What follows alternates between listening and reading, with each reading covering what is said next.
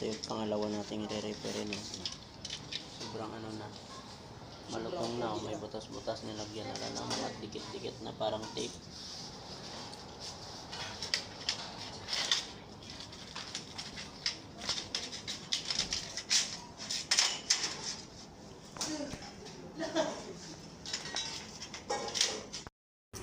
So guys, ginabi kami ni partner, mayroon kaming screen door repair.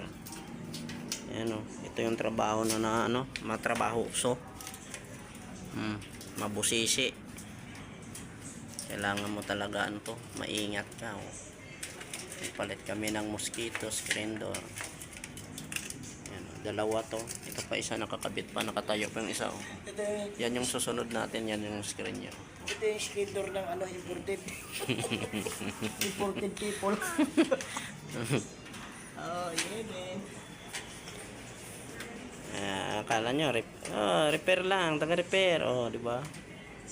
Pero kung hindi ka marunong yan, nga punit-punit na yan ngayon. Yung repair din yan sirang asawa. Yun lang, atay ka diya. Shout out sa mga ka-repair dyan. Tatayo kasi kami ng warehouse, kaya hataw kami ngayon. Ayan. So tapos na yung ginawa natin guys. Ito yung pangalawang pinto.